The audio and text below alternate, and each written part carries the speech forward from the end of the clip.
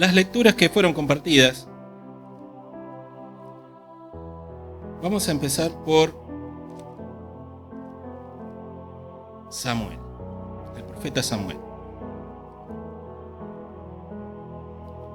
y la elección de un nuevo rey. El Señor había desechado ya a Saúl por no haberle hecho caso, por desobedecer. Entonces el profeta Samuel sufría, lloraba. Dice: ¿hasta cuándo vas a estar llorando? Porque he desechado a Saúl. Se ve que el profeta lo apreciaba al rey. Pero asimismo hace caso. Lo envía a la casa de Isaí, estaba en Belén, y allí debía ungir al nuevo rey, al nuevo candidato a rey, siendo que Saúl estaba todavía al gobierno del pueblo de Israel.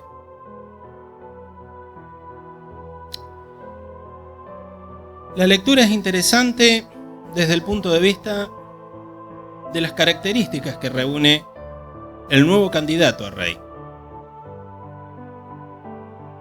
Desde ahí la vamos a analizar y desde allí la vamos a tratar de entender. Si siguieron el relato, Dios lo manda a Samuel y dice: pero ¿cómo voy a ir a ungir a un nuevo rey? Si se entera el rey que está, me va a matar. No, dice: ve y dile que vas a hacer una ofrenda. Samuel accede, toma una becerra y se va a hacer esa ofrenda. Cuando llega al lugar de destino, a la zona de Isaí, a la zona de Belén, a la casa de Isaí, salen los ancianos de la ciudad y dice: ¿vienes en son de paz? Y no es menor el dato este, porque Samuel tuvo que hacer lo que Saúl no hizo. Era matar un rey. La desobediencia de Saúl consistía en eso, en que había desobedecido al pie de la letra la orden de Dios. Y Dios le había dicho que tenía que tomar un pueblo, tenía que matar todo, hasta el rey. No mató a todos y al rey lo tomó de prisionero. Y el profeta fue quien, con la propia espada del rey capturado, el rey Agag, lo mató y lo despedazó. Entonces, cuando llega el profeta Samuel a la región de Belén, le dice que viene en son de paz. Entonces, bueno, todos acceden a esa ofrenda de paz que viene a hacer el profeta. Y allí les dice a la familia de Isaí que se debía purificar para poder participar en el sacrificio en la ofrenda de paz. Hacen los ritos y comienza el rito del sacrificio y demás.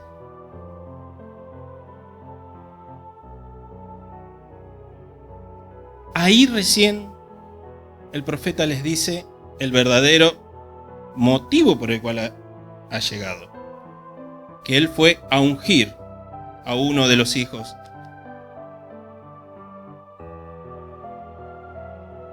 para que sea el nuevo candidato a rey. Bueno, si siguieron la lectura, pasaron 7 hijos. Y Dios le decía, no es ninguno de ellos. Por más que el primero era grande, bien parecido, musculoso y qué sé yo, una cierta cantidad de atributos que el profeta dijo, este tiene toda la pinta de un rey. Y el Señor le decía, no, este no es. Dios mira lo profundo del corazón y no las apariencias. Eso fue lo primero que le dijo. Y así fueron pasando los 7. Y no quedó más nadie. Y entonces el profeta le dice, ¿no hay más nadie? Solo queda el que está cuidando las ovejas.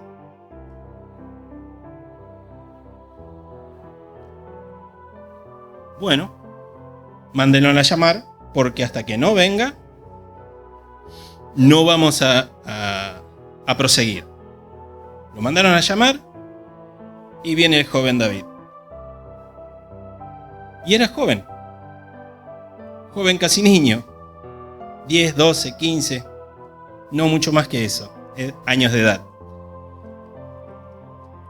Dice que era pelirrojo, de buen semblante. Y el Señor le dijo, Él es. Y fue ungido delante solamente de sus hermanos y sus padres. No hubo otra ceremonia mucho más grande que ella. Y en ese momento, David es lleno del Espíritu del Señor. Es lindo el pasaje. Pero si lo seguimos, si seguimos la historia, enseguida viene que a Saúl le entra un espíritu malo y es atormentado. Un poquito más adelante dice que el único que podía calmarlo era cuando David tocaba el arpa, que se lo sugirió un criado al rey. Seguimos el relato más adelante, ya viene David y Goliat.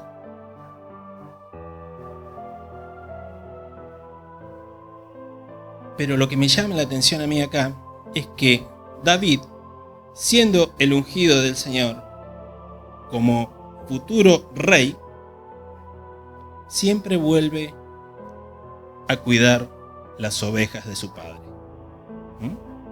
Incluso hasta antes de enfrentarse a Goliat, él estaba cuidando las ovejas de su padre. Y otro detalle que me llama la atención en este relato, y que no es menor, es que pasa desapercibido. Ni siquiera Saúl lo reconoce, porque se lo tienen que presentar un par de veces. Primero cuando le va a tocar el arpa, y después se lo tienen que sugerir, o se presenta David adelante de él y le pregunta, ¿quién eres? Y se vuelve a declarar de dónde viene, de quién es hijo y de qué lugar viene. Eso me llamó la atención. El ungido del Señor pasa desapercibido ante los ojos de las personas.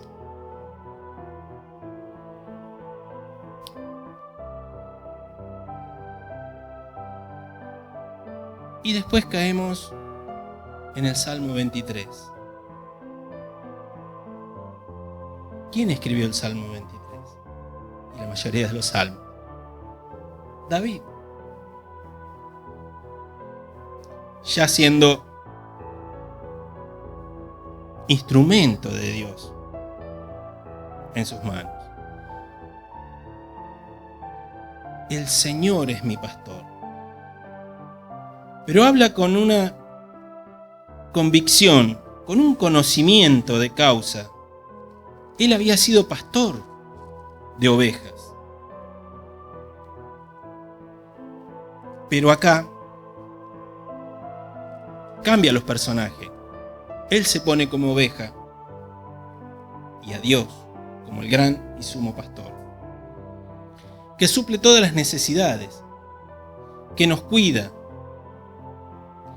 que las lleva por delicados lugares donde hay pastos. En esa región donde se pastoreaban las ovejas, era desértica. Entonces el pastor debía conocer dónde llevar las ovejas a pastorear, dónde había pastos tiernos, en qué época, una serie de conocimientos. Y también de protegerlas, de cuidarlas de aquellos animales, osos, leones, que querían comerse alguno de esos animalitos. Entonces, el Señor es mi pastor, nada me faltará. Y este salmo es tan lindo, es tan hermoso, que muchos de los cristianos lo sabemos casi de memoria, y lo vamos citando, o cada vez que alguien lo lee, lo vamos rememorando. Porque resume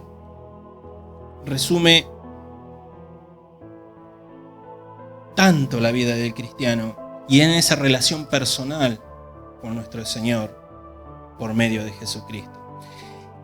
Y también nos lleva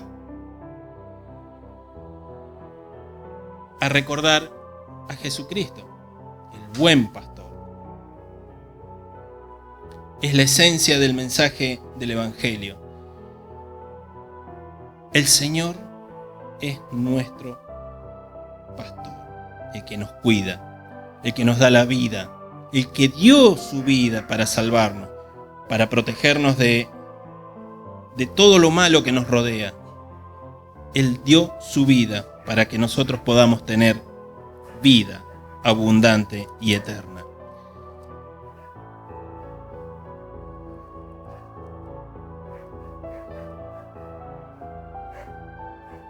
Confortarás mi alma, me guiarás por sendas de justicias por amor de su nombre. Aunque ande en valles de sombras de muerte, no temeré mal alguno, porque tú estarás conmigo. Tu vara y tu cayado me infundirán aliento. La vara y el cayado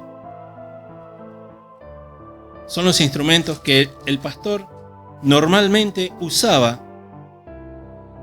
para trabajar, para defender a las ovejas. Con la vara las defendía, y con el cayado dice que corregía, o era el bastón por el cual se apoyaba para ir en esos lugares pedregosos y de montaña. Y la vara generalmente tenía una punta con la cual usaba para defenderse de los leones y de los osos. Es decir, era prácticamente el arma que ellos utilizaban.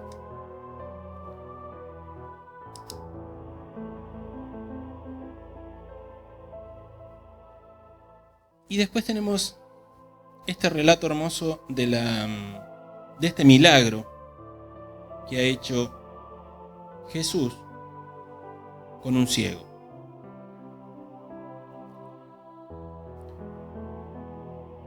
Si leemos el capítulo anterior de Lucas, vemos que ya Jesús viene discutiendo con los fariseos,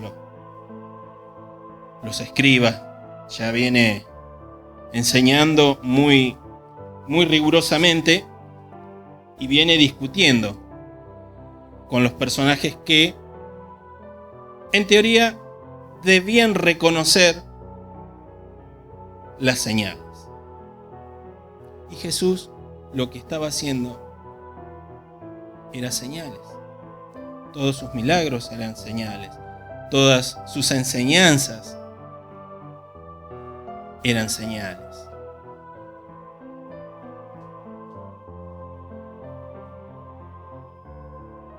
Pero ellos cerraron sus entendimientos, su conocimiento de la palabra.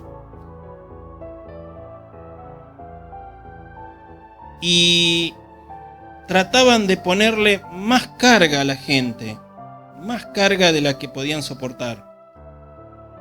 Varias veces lo ha dicho Jesús en sus sermones.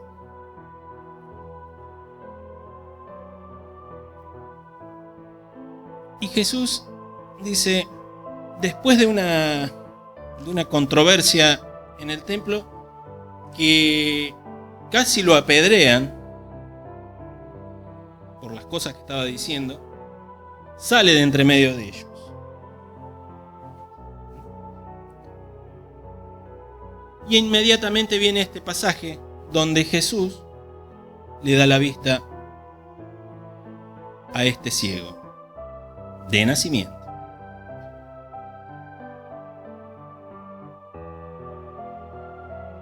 Jesús sale caminando de entre medio de ellos y se encuentra con un hombre ciego. Los seguidores, los discípulos le preguntaron ¿por qué era ciego?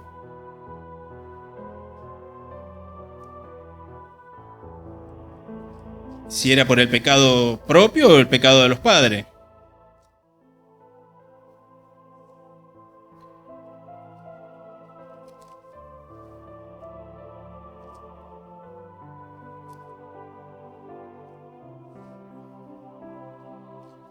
Y Jesús les respondió, no es que pecó ni sus padres, sino que para la obra de Dios se manifieste en él. Me es necesario hacer las obras del que me envió, entre tanto que el día dura y la noche viene, cuando nadie puede trabajar. Entre tanto que estoy en el mundo, luz soy del mundo.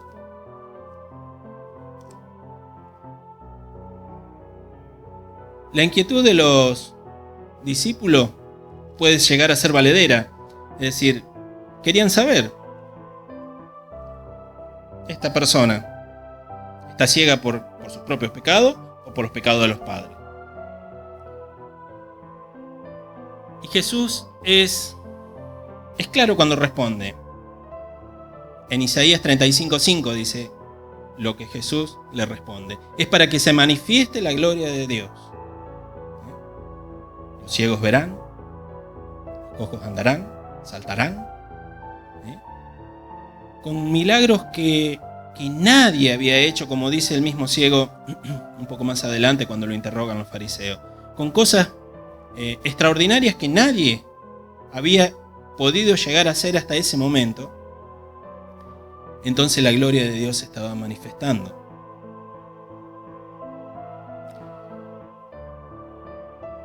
Y Jesús dice, hace barro, escupe, hace barro, le unta los ojos y lo manda a lavarse al estanque de Siloé.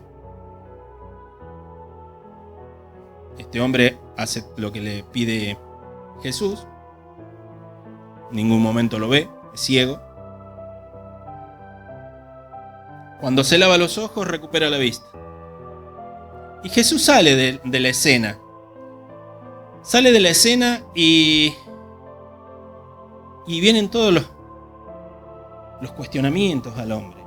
Pero los cuestionamientos de vuelta de los religiosos de la época. ¿Quién te hizo esto? Primero los conocidos. También hay algo llamativo en el relato, que algunos hasta dudaron de que podía ser el mismo ciego que andaba mendigando. ¿Cómo transforma Dios? ¿Cómo hace nuevas todas las cosas? Que hasta los conocidos por ahí desconocen al que está siendo bendecido por el Señor. Aquel quien ha encontrado en Cristo la luz del mundo.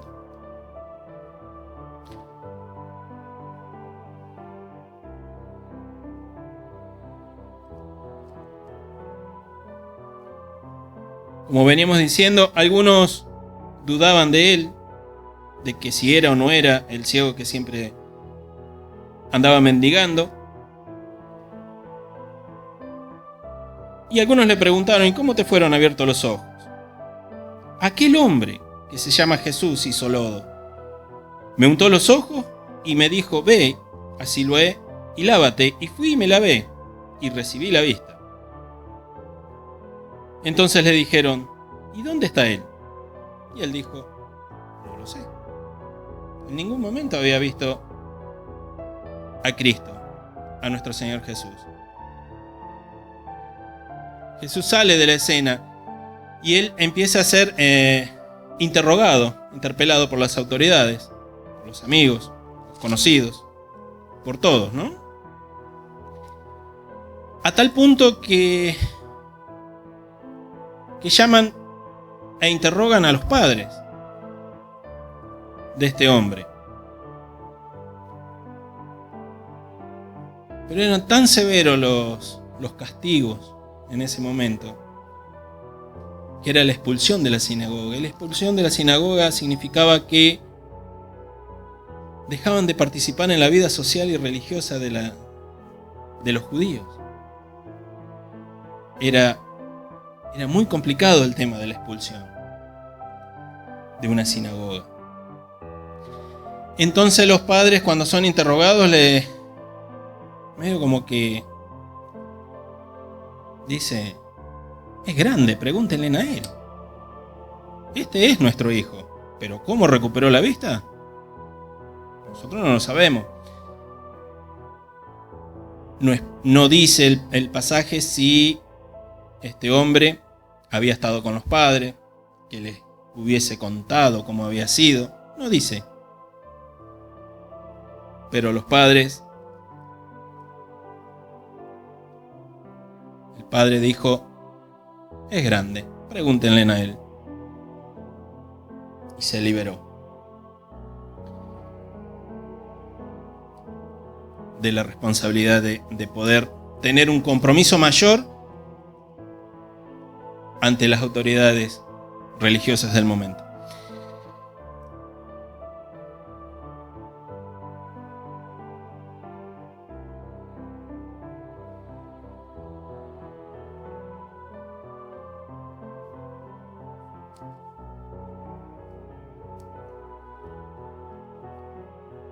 Entonces lo vuelven a interrogar.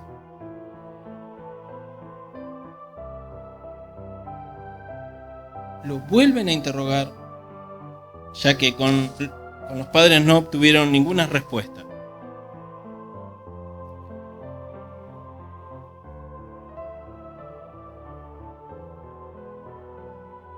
Y él les dijo: ya les he dicho,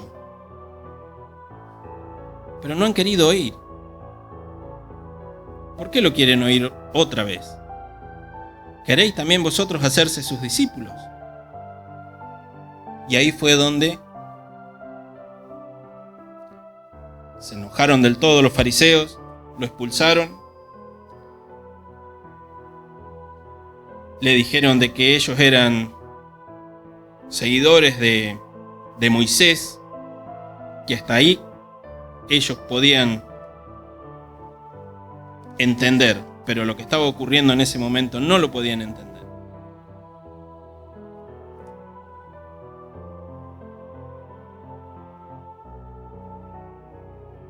Y respondió el hombre y les dijo: esto es lo maravilloso, que vosotros no sepáis de dónde sea, y a mí me abrió los ojos.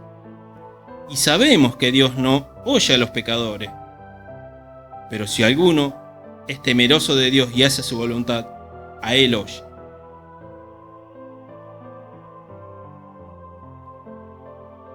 Y si éste no viniera de Dios, nada podría hacer.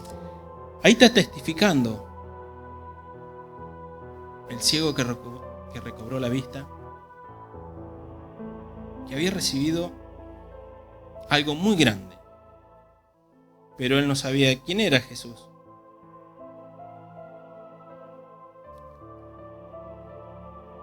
Es expulsado porque no pudieron soportar los fariseos semejante actitud, semejante declaración de fe de aquel a quien había sido beneficiado de recibir la vista.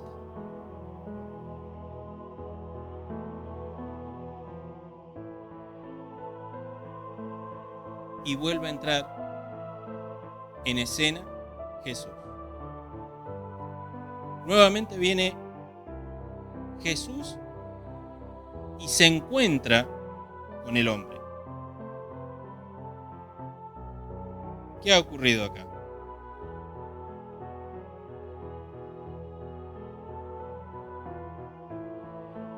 Jesús le pregunta: ¿crees tú en el Hijo de Dios? Y él respondió y le dijo: ¿quién es, Señor, para que crea en él? Y Jesús dice: yo soy. Se declara: le has visto, y el que habla contigo, él es. Yo soy. Y él le dijo: creo, Señor, y le adoró.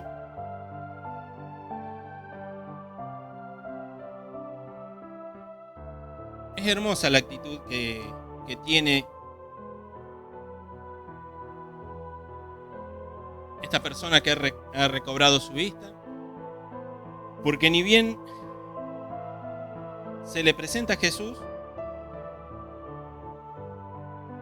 y le dice: yo soy, él le creyó. ¿Se acuerdan que les dije que a David no lo reconocían? Ni siquiera el mismo Saúl. Se lo tuvieron que presentar 2 veces.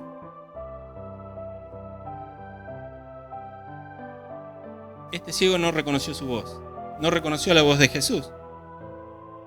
Porque Jesús lo mandó a lavarse de los ojos. Pero no reconoció la voz. Jesús lo buscó. Lo buscó como el buen pastor que es. Como decíamos en el Salmo 23. Se le presentó, lo cobijó, lo protegió, se dio a conocer, lo cuidó. Jesús no lo dejó a la deriva, como no nos deja a nosotros. Jesús llega a nuestras vidas, se presenta, nos hace nuevas criaturas, nos hace nuevas personas, nos hace instrumentos en sus manos y no nos abandona. Ese es el buen pastor. Esa es la actitud del buen pastor que debemos reconocer nosotros. Que debemos estar con las antenitas paradas y ver cada obra, cada encuentro que tenemos con el Señor, cada cosa buena de parte del Señor que nos ocurre. Y reconocer que es Dios mismo, que es Jesús que está junto a nosotros, cuidándonos, protegiéndonos, llevándonos a esos lugares de prados verdes para pastorear, para que sigamos creciendo en el conocimiento de su palabra, en el conocimiento de su voluntad. Jesús no dejó desamparado a esta persona, la buscó y la hizo su seguidor. Más adelante en el Evangelio de Juan empieza a conformarse, empiezan los relatos de cómo se empieza a conformar la iglesia, con todo lo despreciado, con todo lo que los otros despreciaban. Esos eran los seguidores de Cristo, primeros, muy agradecidos, muy llenos de amor hacia el Señor, porque se sentían perdonados.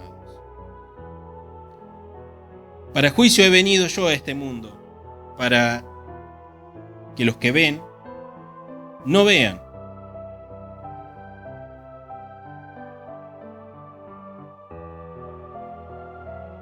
y los que ven sean cegados.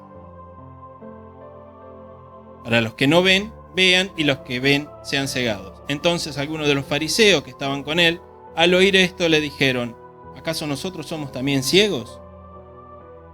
Jesús les respondió: si fueran ciegos, no tendrían pecado, mas ahora, porque decís vemos, vuestro pecado permanece. Siempre estaban los fariseos ahí dando vuelta alrededor de Jesús, pero no para aprender, simplemente para ver a dónde se equivocaba nuestro Señor, para poder tener algo de qué acusarlo. Porque ya lo querían matar a nuestro Señor. El Señor vino a dar luz a nuestras vidas, a cada uno de nosotros. El Señor está a la puerta y llama. Está en cada uno de nosotros si le abrimos esa puerta de nuestro corazón, lo invitamos, lo dejamos pasar y lo dejamos que transforme nuestras vidas. Ese es el mensaje esencial del Evangelio. Que el Señor ilumine nuestras vidas, que ilumine nuestro caminar, que ilumine todo lo que debemos hacer, lo que debemos discernir, lo que debemos aprender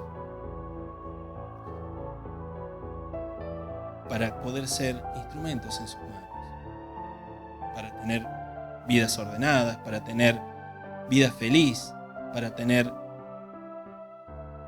todo al alcance de nuestra mano, porque el Señor es nuestro pastor. No nos deja solos. En el Salmo dice: aderezas banquete delante de mí. Y termina diciendo: en tu morada estaré todos los días, haciendo alusión de la vida eterna, podemos decir. ¿Quién no quiere tener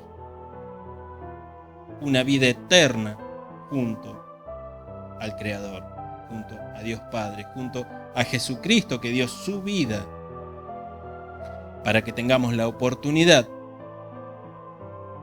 de ir a esa nueva Jerusalén?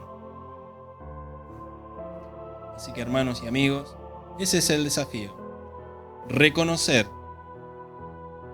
a ese buen pastor, reconocer a aquel que dio su vida por cada una de nosotros para el perdón de nuestros pecados, y reconocer que no somos nada sin Él, pero que no estamos solos. Él está ayudándonos continuamente, constantemente está ayudándonos. Así que esa es la meditación.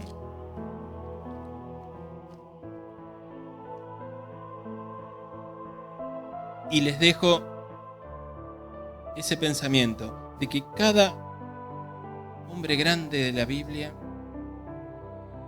ha tenido su momento de pasar desapercibido. No por ser ungido, no por ser muy sabio, eran los primeros. Simplemente el Señor ponía el momento en cada uno, el momento de que cada uno debía intervenir. Esforcémonos en seguir, esforcémonos en amar a nuestro Señor Jesucristo, de tal forma como nos amó Él, para que todos tengamos vida abundante.